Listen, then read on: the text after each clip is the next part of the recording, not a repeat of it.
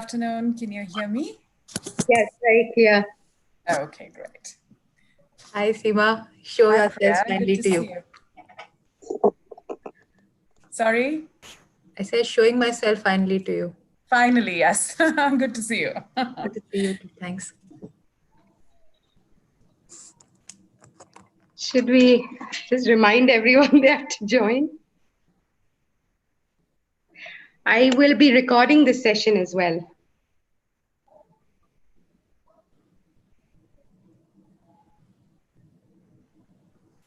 Are we live yet? Not. Or Yes, we're waiting? yes, almost. Yep, we're live. Actually, we are. Okay. Priya, you seem to be in the office? Is it? We're in the command center.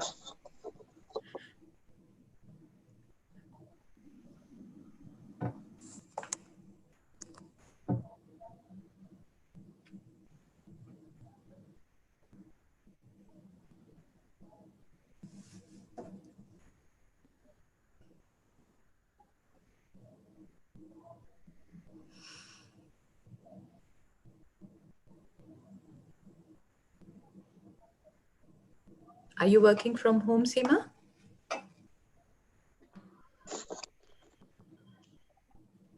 Can't hear you. Sorry. I'm still continuing with the work from home for the time being. And where are you based? The office is in Delhi. I'm based in Gurgaon. Okay.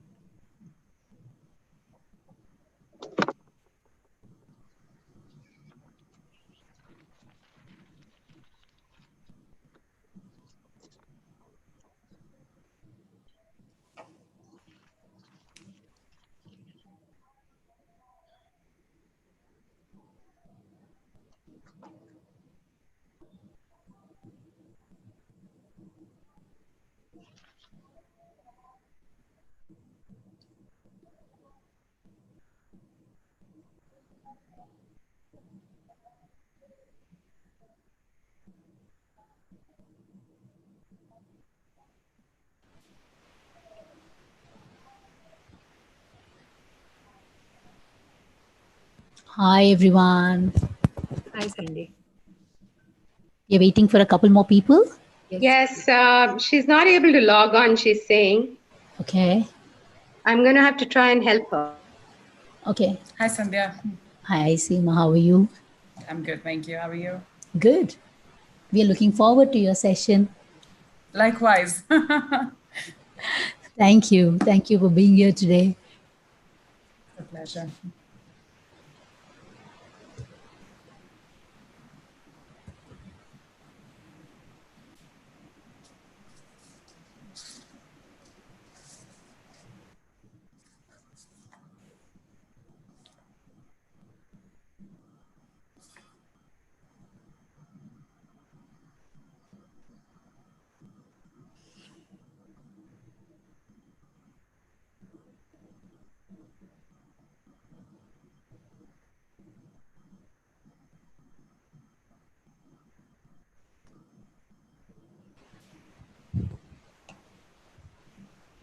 While we are waiting, Ritu, you're muted. Yes, Sandhya. Yeah, we have 3 others who have to join us, right? Yes, we have Nirupa, Ritu, and Kadambani. That's right. Yeah, yeah.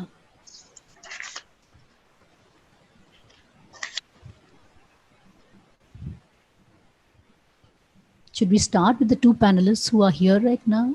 Yes, I'm happy to. Then we all get the right amount of time to discuss more meaningful matters. Exactly. So let's we start, have Sandhya. Nirupa. We have Nirupa. Yes, we have Nirupa. So once she comes in, I'll give a brief introduction of Ritu Chawla Mathur, and we can then begin. Yeah. Right. So, hi, I'm Sandhya Rao, and it is my pleasure and privilege to be the MC for this session. Powerful session. So I'm having to read out the I've got name. it checked. It's saying my speaker's not working. We can hear you. but I can't hear them. Oh, nobody else is talking, only I am talking. One second. Can you hear me? Let me try a different method. Okay, we'll just wait a minute or a few seconds.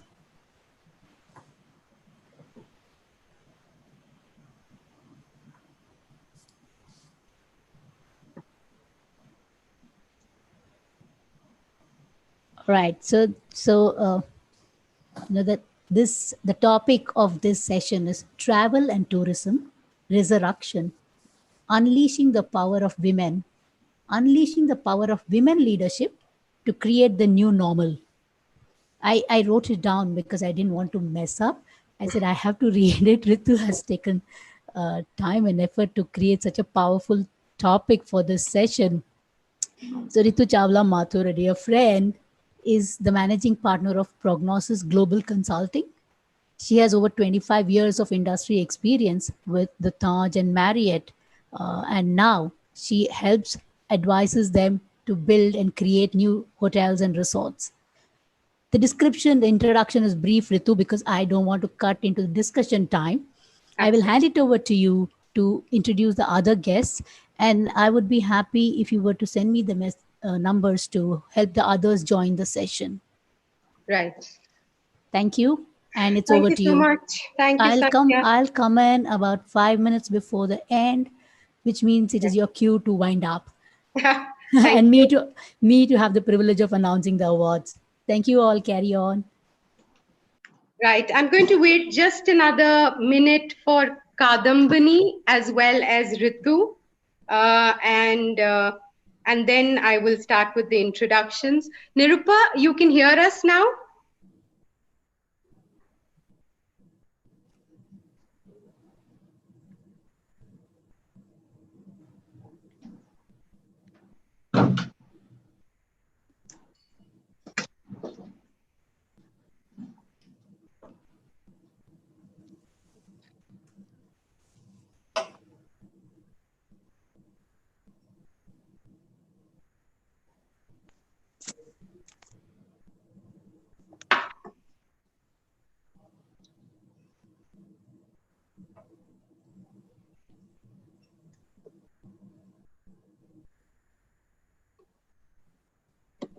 Hi, Ritu. Welcome. Can you hear us? Yes, I can. Thank you, Ritu. Okay, super. We're just waiting for Nirupa to confirm she can hear us. Hi, great to see you. Okay, I think I'm going to start so that, you know, by the time the others join in, I'm sure we'll reach the introduction. So welcome to the first Digital Women Economic Forum 2020. It's my privilege to introduce an all-ladies panel, which is absolutely by design in a very patriarchal industry of ours. And I'm delighted to start with the introduction of Nirupa Shankar. Nirupa is the Executive Director of Brigade Enterprise and has spent the last 10 years at the Brigade Group, one of the India's top 10 real estate developers. She oversees the company's hotel, office, and retail portfolios. And apart from that, Nirupa has the serial entrepreneur bug in her and loves to write and is passionate about fitness. So welcome, Nirupa. Moving on to Seema Roy. Seema is the Area Managing Director for South Asia, Middle East, and Africa for Preferred Hotels and Resorts. Seema, since 2010, oversees hotel retention and development efforts of this soft brand's growing portfolio in this region. Previously, she had various positions with Intercon, the Oberois, and the Imperial New Delhi. Welcome, Seema. We have Ritu Mehrotra, the country manager, India, Sri Lanka, and Maldives at Booking.com India. Ritu is a versatile professional and has adapted her skills to HR, marketing, sales. And prior to this, she has also gained experience by reaching senior leadership positions in some very exciting companies like Zomato, Pacific Global, Mahindra Bristlecone. We're excited to engage with you today, Ritu. Priya Vishwanathan, General Manager Operations for Amma Stays and Trails, the Indian hotel company and Taj's latest baby brand in homestays. Priya has worked all her professional career with Indian Hotels Company in various roles in operations in India and UK. And her stint in operations is supplemented by more than a decade-long initiative in driving business excellence at the Tata Group level. I've had the privilege and pleasure of working with Priya in my days in Taj. Hi, Nirupa. I had a few technical glitches. Yes, it's a digital conference. I think it's all acceptable. So anyway, I just finished your introduction, but I'm Okay. glad we can see you now. Yeah. Kadambini Mittal. Hi, Kadambini. Welcome. Kadambini is the general manager of the Bangalore and Whitefield Marriott Hotel. And before taking on this operational role, she was the senior area director, sales and distribution, South Asia for the group. So I'm so delighted today to bring to you a panel of women who are going to share their counter views and counter narrative from the perspective of the women leadership in the travel and hospitality. So without much ado, let's start. As an introduction, I guess today we're meeting at a time when the world is actually really struggling and wrestling with the unprecedented implications of COVID. And the $9 trillion travel and tourism industry has just come to a pause, an absolute full stop. And millions have stopped or delayed their travels, whether on business or leisure. Hospitality businesses continue to incur fixed costs with no revenues. Each one of us in different parts of the world is witnessing a human crisis unlike we've ever seen before.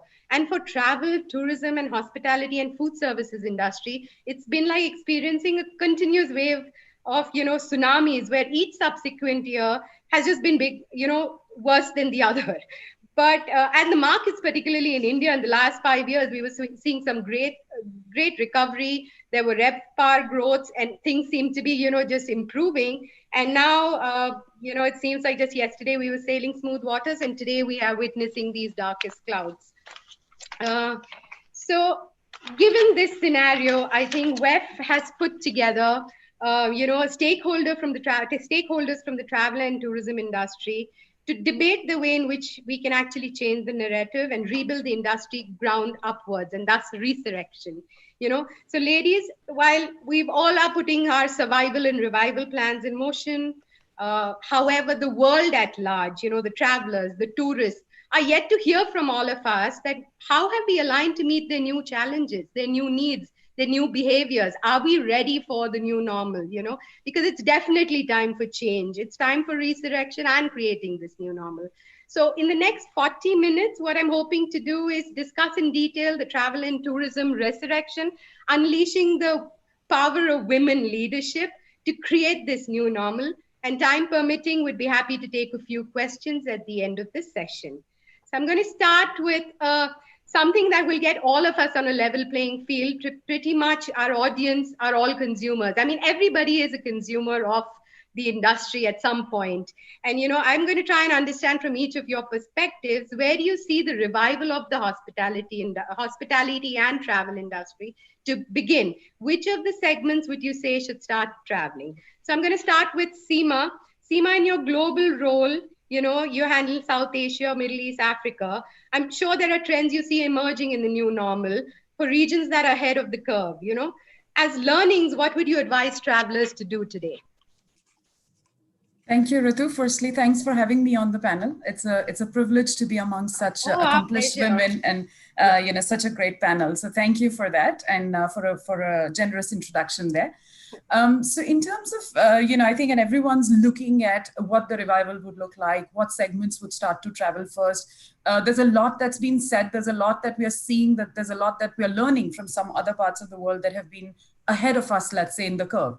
I think in terms of certain things changing, like the new normal that you said, whether it's the new normal or it's the interim normal, some changes that we are seeing today are probably going to be short to, midterm versus some of the others that might be here, for a longer stint. They may stay forever.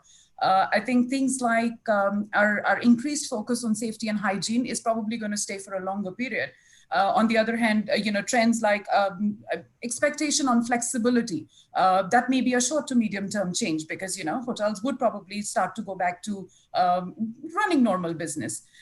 In terms of trends, I think what was already happening, we did see a bit of a surge in, in demand towards residential, style lodging, which was already, this was already a trend. And I think the pandemic is only going to expedite it even further, in terms of people wanting to take holidays as families, as groups of friends, etc., wanting to, in fact, buy out friendly properties, smaller boutique properties that you can buy out for yourselves and be, still have that privacy and sense of space, so in terms of, I think, product, that's one area of, that's one trend that we are seeing that's probably going to get accelerated post-pandemic, which was already there, but now I think it's just going to get accelerated. In terms of segments, I think what we've learned and what we've seen from across the globe right now, I think all of us are witnessing that the surge is probably going to start with leisure. It's going to be more on the leisure side, perhaps more on the luxury leisure space where, people still have the affordability to travel and haven't been impacted severely, from a financial point of view. A multi-generation family travel is going to be on the rise. We've all been cooped up in our houses and, everyone's looking forward to spending some quality time with extended family, with friends. So that's, that's again, an increased trend that we are witnessing. Initially, it started with drive markets where people could drive in the safety of their own cars. But now with some domestic traveler opening up in a lot of markets, whether they take flights, trains, we do see a lot of domestic leisure, demand supporting the recovery phase in the initial bit. On the business side, I think it's going to be essential. We all know, safety of their people, duty of care, most important for corporate travel managers in today's day and age. And then on top of that, companies have reduced budgets. So, I think business travel is going to perhaps remain mostly on essential basis for the time being. But on the leisure side, like I said, in terms of increased demand for residential kind of accommodation, for smaller properties, buyouts, family travel, etc., would probably, this is what we've seen in other parts of the world, and we're hoping, it's probably going to be similar. I'm going to now reach out to Ritu. Ritu, as head of Booking.com for this region, you validate some of the thoughts Seema has, and what do you actually see as some of the emerging trends yourself on online booking patterns? And would you agree some segments are performing better than the other? Yes, like to hear your view. Hi, everybody. Hi, Ritu. And it's fantastic to be here amongst all of you today, first of all. Thank you. So totally, I think some of the points Seema has made, we would totally agree. I would totally agree with it as well. And, you have to see as different countries are in different, times of the recovery phase as well. And there are very typical trends that we're seeing. And also, I think travel is who we are. So there is a direct proportional as and when we see that the economies and countries are coming up, travel starts to show up as well. One very interesting thing that we're seeing is sustainable travel, right? So because people have realized the importance of our actions on the society and also on the nature. And something that we're seeing that, more and more people are opting for more sustainable options to travel. And I think Booking has been in the forefront to be able to provide that. That's the first thing. Second is that technology is going to play a very, very important role. We know that hygiene and safety will be one of the key thoughts that people will have, because it's the fight of confidence. Most people want to know, is it safe for me to travel? Hence, I think that's where technology can play a very, very big role. In fact, we just introduced, one of the features in Booking.com where hotel partners can actually opt in for different kinds of safety features, includes social distancing or how they're preparing the food in the kitchen and so on and so forth. So I think that would be another very, very important point, when travelers are going to be traveling. Third, I think, is nimbleness of the industry and how frequently, flexible policies, because people are still not sure how and when to travel. Something that we're also seeing is, either these are very long haul windows that people are booking their holidays, or it's very quick, right? One day, something that we haven't seen in the past. That's also, when you look at the segments, we're seeing that alternative accommodation where, we have villas and tree houses, boat houses, and those kinds of things where people can have their own privacy is also something that's coming up in a big way, because people do not want right now to have a lot of people around. So, and I think something that Seema also mentioned about, and we are also witnessing that as well. Great, thanks so much. Yes, that kind of reinforces what both the hotel partner and the booking channels are saying. So there is some synergy there. I'd like to bring in Priya at this point. Priya, they're saying domestic travel, pivotal role, exclusivity, smaller setups.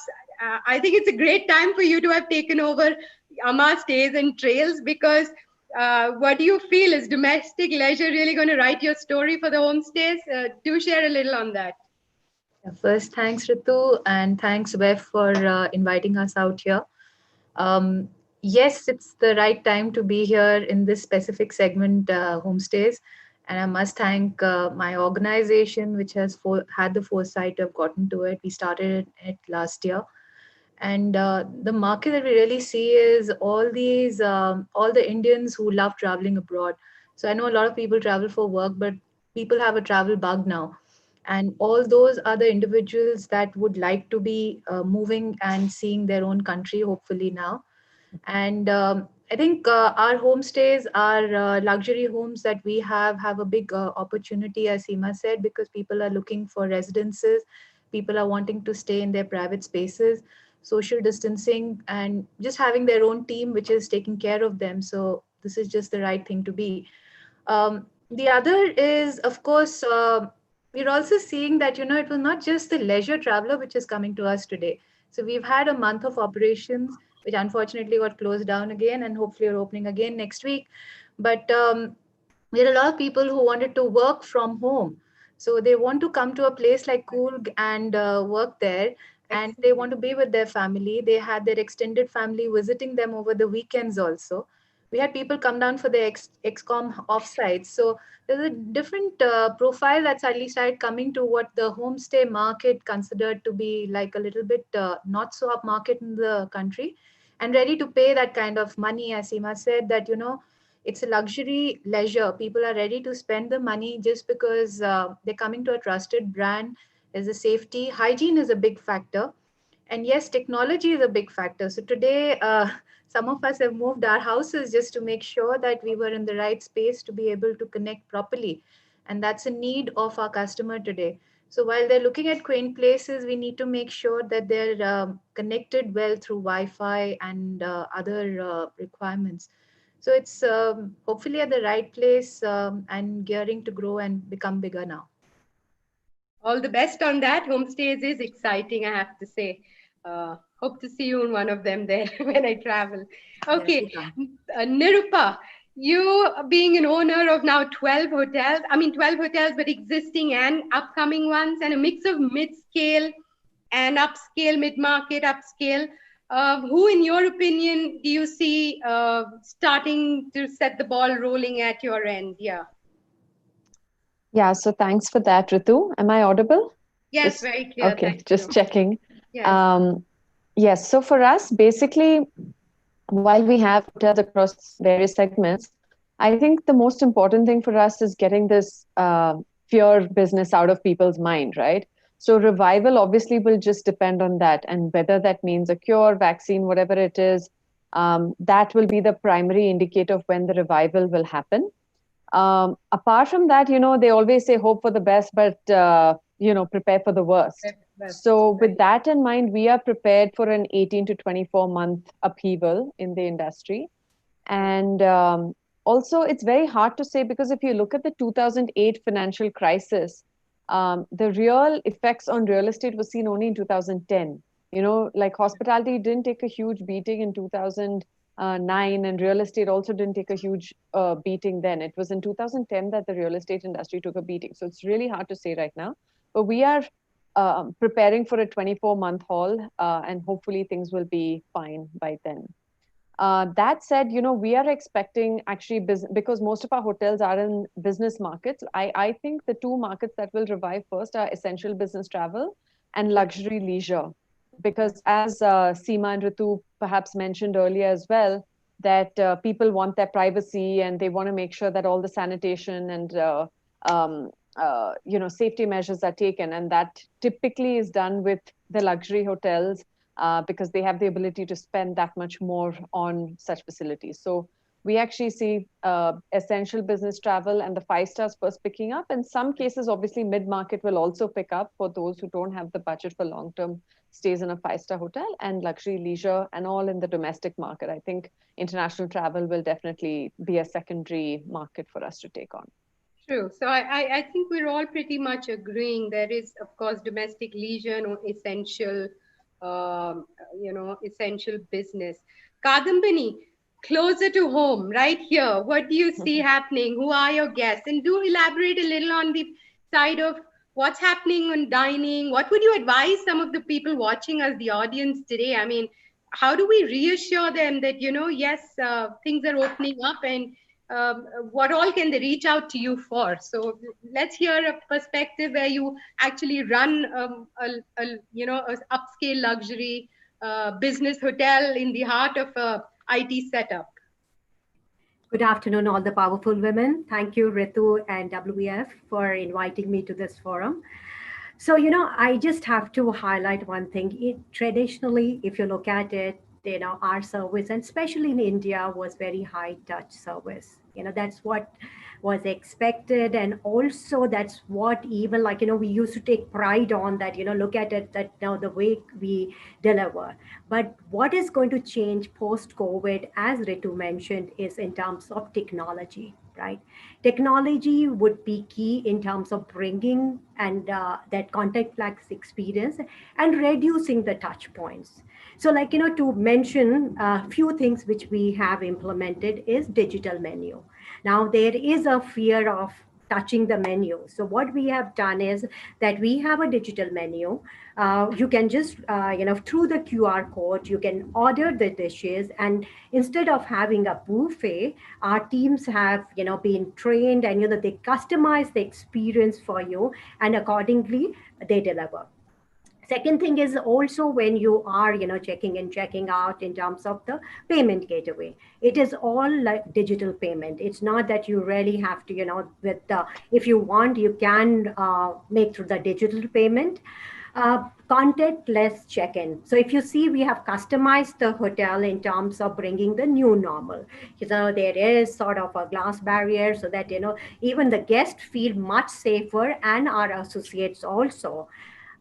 Critical is we all talk about social distancing, but how do you implement that in the hotel? So we have looked at, we have reduced the seating capacity by 50%, and we ensure that we do follow that social distancing, because it is important that, how the customer also build that trust. And we have seen that, with that trust, we have been getting the repeat customers because they feel it is much more secure, hygienic, from whole dining experience.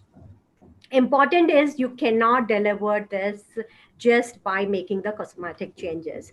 Important is how do you train your associates, because the training is critically important, because they also have to display those skills in front of the customers. So we do have regular trainings with our associates, because safety, security, cleanliness, and everything for the guest and also associate is very, very important. Another thing is, which I wanted to highlight, is in terms of, we have identified 200 high touch points in the hotel. We ensure that those touch points are disinfected regularly, so that, in terms of any infection or whatever it is, at least you are able to control it and curtail it. Right. I mentioned about no buffet at the moment. Once probably things get slightly better, and I think Nirupama mentioned, after the vaccination and all this, there would be a comfort level, then we would implement buffet. But our highly trained culinary team will still not miss on the guest experience. We customize it and we deliver it. So that's what the endeavor has been, that, how do we deliver that customized experience? And without high touch points, you are able to still build those memories. Right. I'm going to, sorry. Yeah, go ahead. But I'm going to try and bring Ritu here. Ritu, I really like to understand. I mean, there are the hotel operators and, the sub brands are trying to put all these practices in place.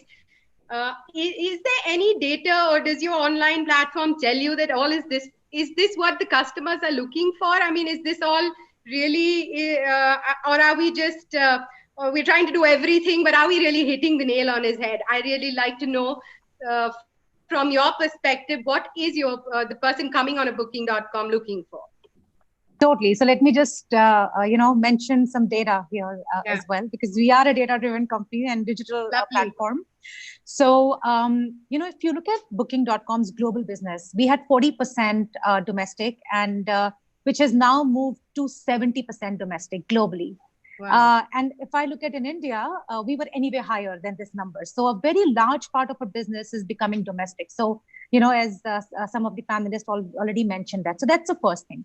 Second thing is that since the time, as I mentioned, that we have launched different kind of safety measures, and, these include hotel partners clicking these safety measures in the form of social distancing norms, or, what are the self-check-in, as Kadambini also mentioned.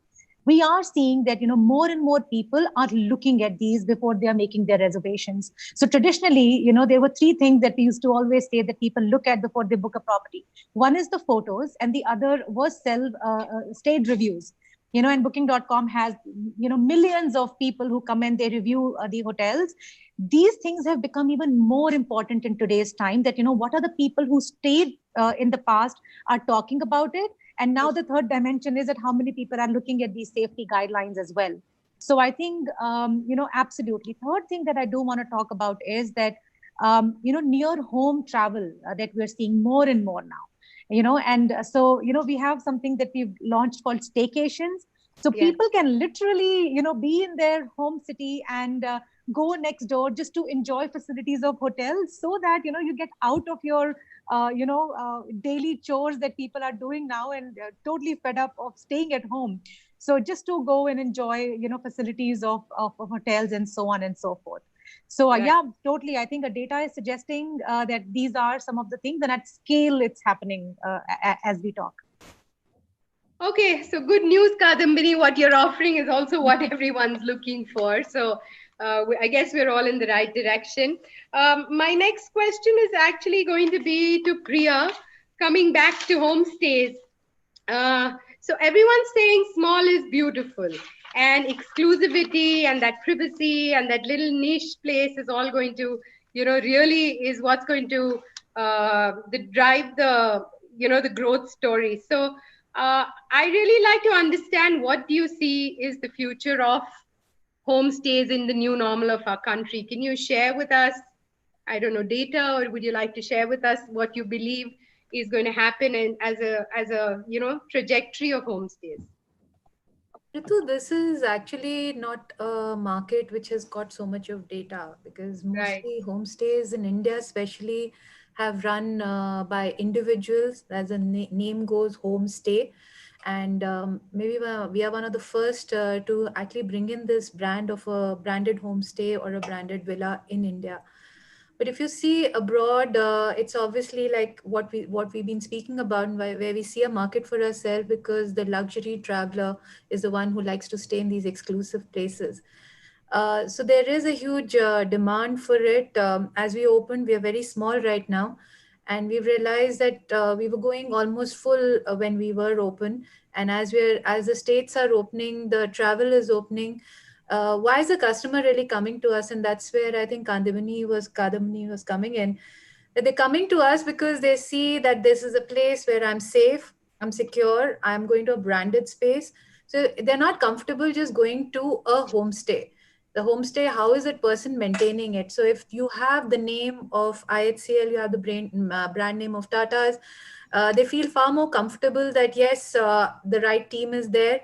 And that's something that's come back as feedback to me, that Priya, your team's been doing a fabulous job. I was scared that I wouldn't serve the guests on the table now. And, we're so used to doing service. Right. But here, guests actually appreciated the social distancing. They appreciated the sanitization that was being done. So if she's saying we've looked at all these touch points, our guests are happy to see that being done, because we don't know what is better. We don't know that, if we don't do this, will I get the virus? If I get the virus, will I survive or not? These questions are not answered. At the same time, we want to go out. We want to travel. We're all pent up inside. So this is a good space we're in. Yes, like Ritu was talking about staycations, we've come up with drive holidays. And of course, we're doing it at very competitive prices because we want the customers to come to us and they're loving it. They don't want to go out anywhere. Today, it's not about those Instagram moments on those selfies happening anymore. Everybody just wants to meet up with the family. They want to bond. And they're just happy that they could do something which was more normal than sitting at home in front of MS Teams and talking to their teams or their bosses. But also another market which is coming up for us, we haven't got it yet, but yes, we're seeing it in our hotels, is the small weddings, because that's a small number of people who can come. And we see that as a potential also for us, because all those small segments would like to come down. They want those exclusive spaces. You have a lovely large villa which has got a 5 to 10 rooms and you can be staying there.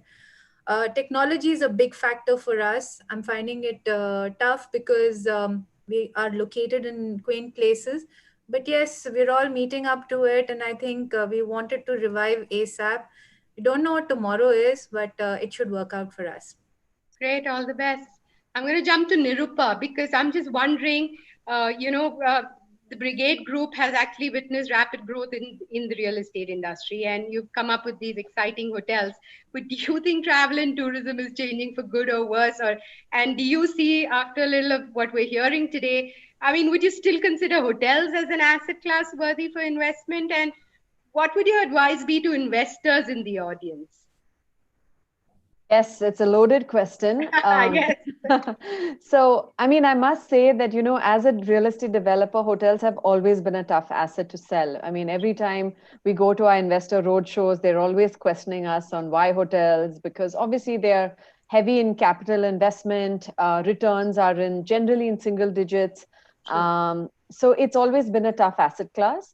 But ever since, the REIT market kind of opened up, there seemed to be some light at the end of the tunnel. Sure. And there was a lot more interest in, and we had a couple of IPOs in the hospitality space. So ever since that happened, there's been interest in the hospitality market. In fact, we were on the verge of raising funds for a hotel portfolio, but obviously that got literally it was just on the verge of happening, but that got put on hold post-COVID. And, I can't blame the investors for that. Today, we are getting potential private equity investors who are primarily invested in distressed assets, So they want to invest in hotels, but on what will you base it on? There's no EBITDA multiple that, you can base your valuation on. And these distressed asset investors never want to pay you for the replacement cost of a hotel. Sure. So it is going to be a tough market. That said, there is always, depending on where you are, like if you can't repay your debt and you are in a very desperate situation, there will be distressed asset sales happening. But the hope is that, and this I primarily see for a lot of independent hotel players, maybe smaller boutique players. But I think if you're a larger company, you'll find a way to sort of manage your cash flows because we do have moratoriums in place and things like that. Right. That said, most developers who enter the hospitality space, we're in this for the long run, right? You don't build a hotel for 3 years or 5 years or 10 years, right? You build it for 40 years or 50 years or whatever it is. So, and I think this is, whatever said and done, this is a blip in those 40 years, right? Okay, it might last 12 months, 18 months, 24 months, 36 months. But post that, I do see a resurgence in the hospitality space. I do think it's going to be extremely tough for the next 2 years. If it happens, if the resurgence is sooner, great. But I do think post that there will be a resurgence in the hospitality space because nobody is going to be building hotels if they haven't started doing so in the next couple of years. Right. So even for us, we have 6 more hotels under construction. Wherever we have external commitments like an outside investor or a private equity player or a joint venture, we do plan to continue developing the hotel. But if the land is owned by us and there's no external commitment, then we want to put that on hold and obviously see how quickly the market shows some signs of resurgence. So I don't think it's, I think this is a blip in the market. I mean, few things will change, obviously, in terms of sanitation and health standards, just like it did with the airlines post, 9/11, right? But apart from those lasting effects, I think there will be we will see a boom after 3 years or so. In continuation, I'm going to just follow up a question here. What are your views on repurposing of existing hotels, or especially new supply? Do you see norms in India making that possible? And I mean, what is your advice, Abhin, about using these hotels for co-living, student housing? To share a little on that. Have you, as Brigade Group, are real estate companies considering something like that? So currently what we're all doing is just sort of scrambling as much as we can to see what sort of revenue sources we can get, right? Whether it's from F&B or whether it's right now the only business available is F&B, and then from a rooms perspective, it's flights from Vande Bharat mission or chartered flights or quarantine business, or I think Priya mentioned workations. I don't see much staycations happening, but definitely workations in the cities. So we're scrambling for whatever room occupancy we can get. See, people can potentially sell. I think we've seen it in Bangalore before, where people do sell one floor of their, hotel as office space. I'm not a big fan of that, because I think, like I said, I quite feel that after 2 to 3 years there will be a big bounce back in the hospitality space, because first of all, supply is not going to happen in the next 2 to 3 years. So when the bounce back happens, the hotels with rooms will see, I think, good, healthy occupancies. So I'm not for that. I'm not for selling off office space, I mean, hotel rooms. But I think if somebody came and said, we'd like to rent a floor of yours for our staff, I'd be open to that. And if it was a short-term lease for, say, 1 year or 2 years, I'd be open to that. I think that would be a good alternate use of the space. Co-living, again, the whole concept is, I mean, again, we're open to offices taking spaces for their co-workers as well, which is happening in a small way. But the current business that we're getting, I see it as interim business. I don't see it as the long-term business that we can expect, because the rates are not there. Because the rates that we currently are getting are just 50% of what we are used to. But because our occupancies have taken such a huge beating, we are sort of managing with whatever we get. Correct. Ritu, can I add a point on just segments before we move to the next? And because, booking is in a very peculiar situation where, we have 140,000 listings of, alternative accommodation. And we have, a very large number of hotel partners. So we're seeing very interesting mix on both sides of the business. So while there are green shoots, and I did mention about, domestic travel and, alternative accommodation picking up, but I think India is still to see the luxury of hotels. And while there are these, we see green shoots happening, I think a large term or long-term, long-term, view still needs to be waited for and see, okay, which direction will it go to? So just wanted to add that piece before we move on to the next section. Great, thanks, Ritu. I'm going to move to Kadambini again. Kadambini, tell me, guest is God in our industry, right? In hospitality, and we're doing so much around guest, and guest comes first. But, I'd really like to see how we are balancing the whole requirements of business with human touch, and human touch in terms of now employees. In these times of uncertainty, what memories are you creating as a leader for your people? Are they getting the same message that, we're not only going out of the way for our guests' safety, hygiene, but our workforce and teams matter? I want you to briefly give me some thoughts on that.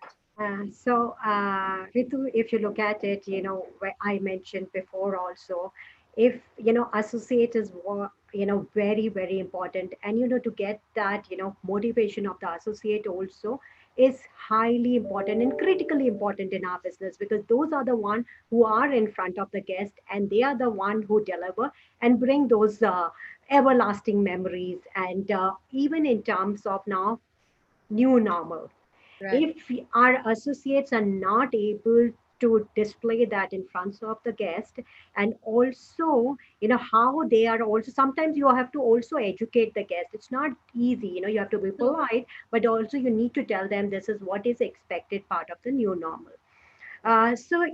We have been in last 4 months, it's been a huge learning for us also, because when you talk about in the month of April, our associates had that, fear in their mind. They felt, what's happening, because we had such long stay guests, and, they were also thinking, are we doing the right thing? What is required? But, how we have been able to achieve it is, firstly, trainings. Very important, our Marriott drive on commitment to clean. We have been reinforcing that with our associates. We also, as leaders, you have to walk the talk. We have been able to, even showcase in our behavior so that the associates follow it. Third thing is that motivation. Because currently, I think Nirupma mentioned it's going to take, you're not seeing many guests in the hotel. And, ours was a very, very busy hotel. To even keep that motivation on, we keep having team building activities so that, every win we celebrate. It's all about celebration. And so that they also they feel connected. They feel that, they are adding something to the hotel. So those are few things which we are trying to implement. Another critical thing is on the wedding guest. We have started seeing weddings coming back to the hotel. And when it's 50 people, because currently you can't have more than 50 people coming for the weddings, but everyone comes with a different mindset. So our associates have been very polite, but able to communicate that, what is expected, part of the new normal. And we have been fairly successful in that. We have got huge appreciation from all the weddings which we have had. And we have been able to get, from those more of a repeat business. Great. Thanks, Kadambini.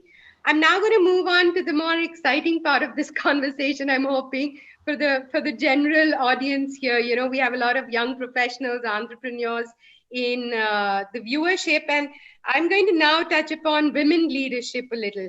Seema, please tell me, at a time like this, and what do you think women are being able to bring to the table, which is different from how other leaders may have dealt with scenarios like this? Or do you feel better equipped as a lady to sometimes handle these crises? And what is visibly working for us? I'd be excited to hear a little more on, more in the dominated C-suites, are things changing? Thanks, Ritu. And, things are definitely changing. And I guess to start with, what we bring to the table is firstly, these wonderful smiles, even in times of duress, like you see on the screen, right? So it kind of brings a bit of calm. I'd say, every company today is trying to be as diverse as possible. And that's not just restricted to gender, let's say, age, race, any kind of factor that's at play. So, but primarily bringing it back to women leadership, I think we bring a very balanced perspective to the table, empathy and care, while also, dealing with the operational, tactical issues at the same time. Not only just looking at safety and hygiene. We've all been saying, how that's becoming such an important part of the offering, but also looking at the overall experience. What is it that the guest is going to get with the same amount of care that we used to provide even previously. So I think in terms of just that perspective, bringing in a very different, any kind of diversity will allow you to look at things with different kinds of lenses, right? So I think that helps. And on your question on how we do it better, I think we manage crisis on a day-to-day basis anyways. So, yes, but I'm proud to say actually, workplace. Absolutely. Yeah. We try and wear multiple hats and do a good job of it. So I think at this time of crisis, that's probably going to come in more handy. Yes, and but what I was just going to disagree on this panel. Absolutely. But anyone has to say on that. Yeah, but I'm going to see Nirupa here. We don't see too many women in the C-suites, and you play the role that you play.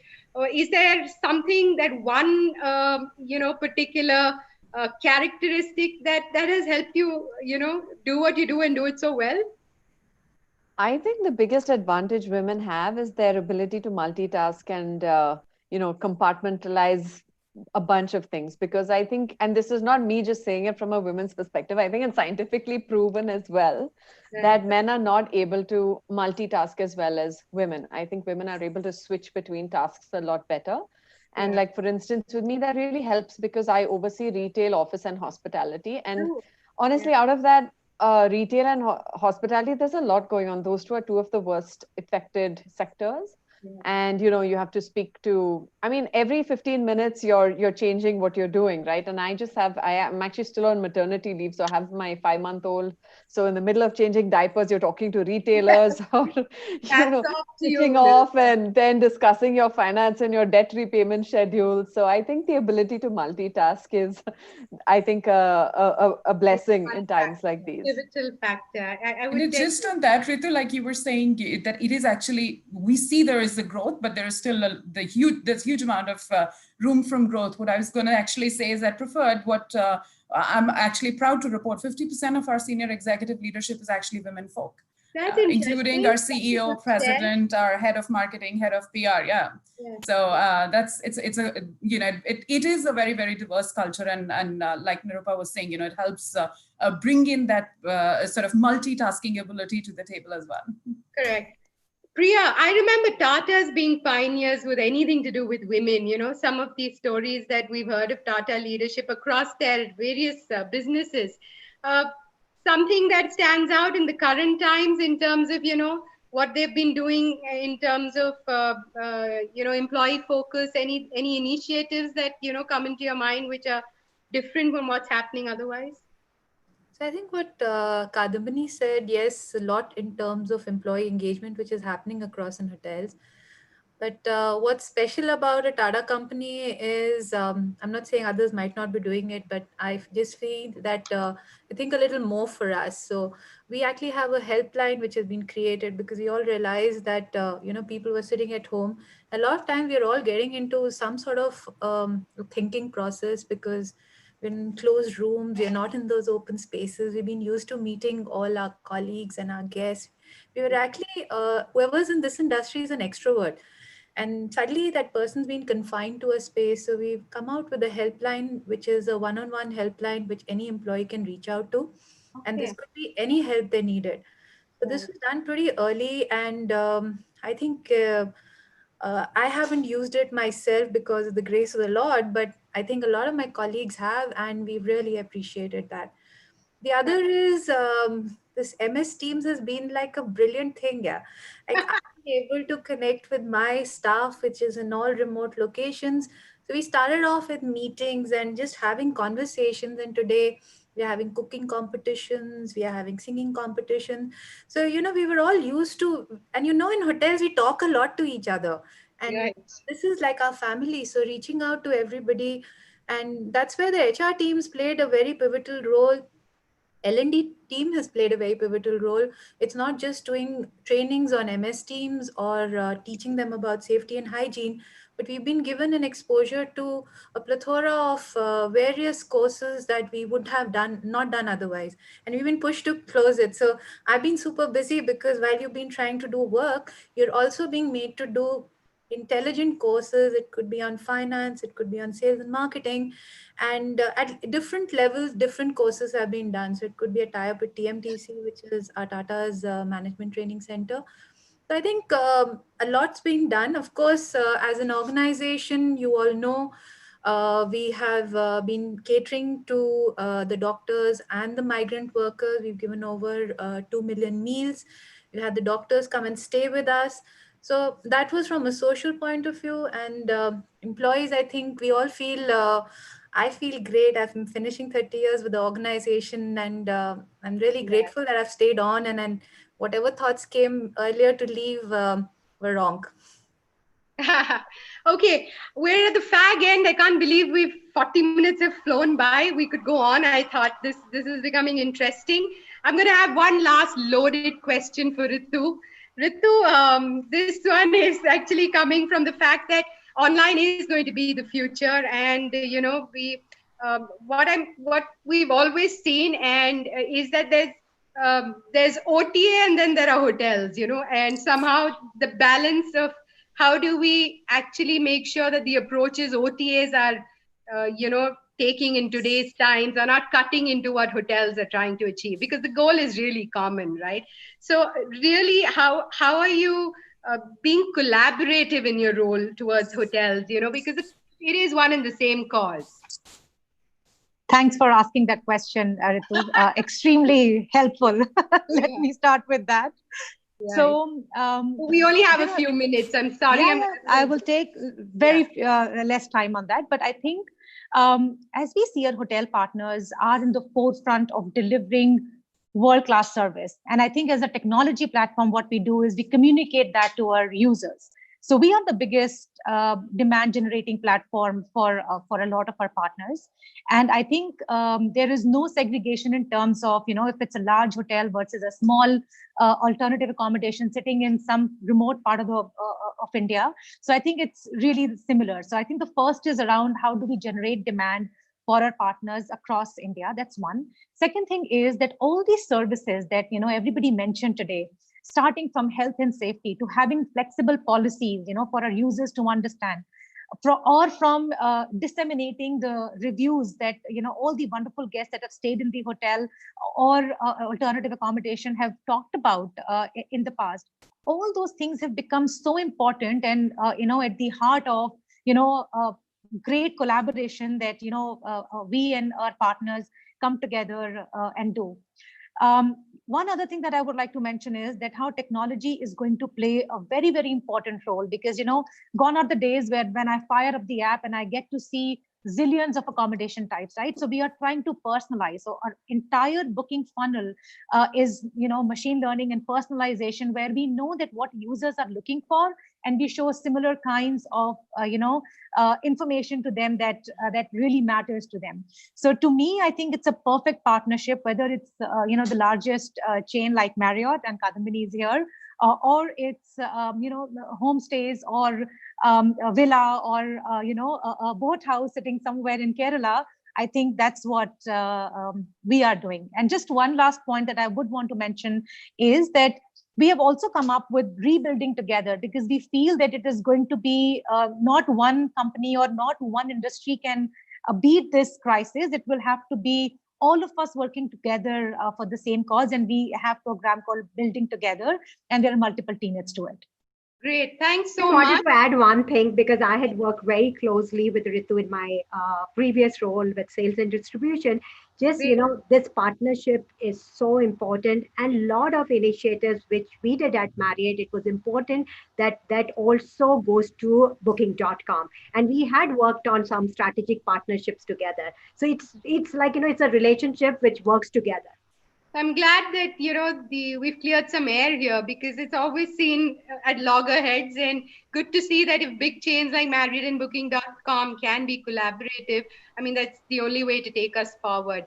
Ritu, while you were on this, there's a question that's come for you, and I want to I think you kind of answered it. Gitanjali, thanks for the question. It says, has Booking.com especially, does it have plans in some way, especially the unbranded homestays listed on your website, a CSR initiative maybe, as they are without any bookings since April? I mean, have you got the question? Has Booking.com some plans in supporting homestays listed on the website? So maybe I can just have a broader answer, and maybe Gitanjali, I could separately touch upon this as well. But as I mentioned, we have the largest supply of, homestays, hostels on our platform.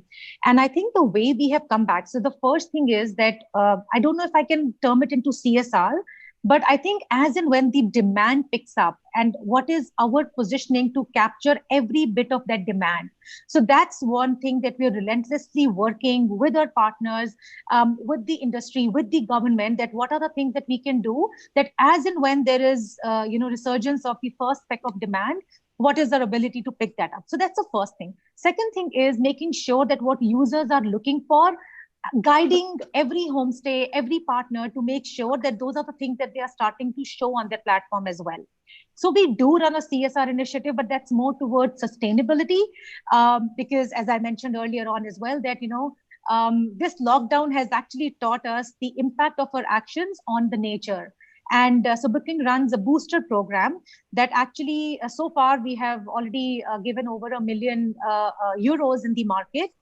Just so that, there is more sustainable initiatives that come into the country, and we're able to sort of deal with the global climate change that's happening. Thanks, Ritu. I think that was well answered, and it is reassuring for the smaller, partners to see that there is some support there. Sandhya, thanks for coming on. We got the message. It's time to wind up. Thanks, I think what you could do is announce the awards, and if I have a few minutes, I'll give some closing statement. Otherwise, we can close on. Yeah, I'm afraid the discussion was so interesting that we did not want to interrupt earlier. Not be left with much time. You might have 30 seconds. But yes, it is my privilege on behalf of WEF 2020 to confer the awards on all these beautiful panelists, esteemed speakers. This award is for leaders who are pioneers in their professional endeavors with a distinctive voice and vision, and whose expertise and spirit continues to guide the next generation, the current and the next generation, because all of you are so young. So yes, it is an honor to announce the Exceptional Leader of Excellence Award on Ms. Priya Vishwanathan, Ms. Ritu Mehrotra, Ms. Nirupa Shankar, Ms. Kadambini Mittal, Ms. Seema Arora, right? I got that wrong? Seema Roy. Oh, sorry. Yes. And Ms. Ritu Chawla Mathur. Thank you so much, everyone. And please, a round of applause. These awards will be sent to you as a It's only us. Sorry? I said we can only give an applause to us in this digital world. So please, a round of applause by each one of us. These awards will be sent to you by email, a soft copy in the current scenario. Right. Shortly, within a week or so.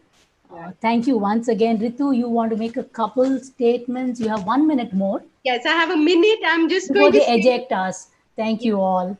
Thanks, Sandhya. Thanks so much. So, ladies, I think just to sum up, I mean, the situation is pretty fluid now, and it's going to, it's still unfolding, is what I understand. But the most important factor for revival and resumption of travel, of course, will be the vaccine. The sooner it comes, the better. Opening up the skies, global borders. We're still seeing state borders not opening up. And, the confidence that hotels, airlines, etc., are able to create in the mind of the end users. And of course, the extent and frequencies of lockdowns. We still haven't seen the last of lockdowns, right? So as long as all of this happens, there are going to be travel restrictions. Social distancing is here to stay. And all I can say is let's fasten our seatbelts and prepare for the resurrection and revival of travel and hospitality, knowing very well that we're in good hands of these women and the helm of things. So thank you, ladies, once again for being part of this very enriching panel. I really enjoyed this afternoon, bringing out various global perspectives from each one of you, as well as what's happening in and around India outside. And it was, I hope you enjoyed as much as I did. And thank you for being with us once again. Thank you all once again. Thank you so much. Thank you. Thank you too. One last thing, if anybody would like to get in touch with you, I'm going to say I'm sure you're open to hearing from people. So please, please feel free to reach out through me if you'd like to connect with any of the panelists. Thank you so much, ladies. Bye-bye. See you. Thanks. Thank you, Seema Roy, specifically because I got the last name wrong. No Thank you. Thank you. Thanks, Sandhya. Thank you. Bye-bye. Bye-bye.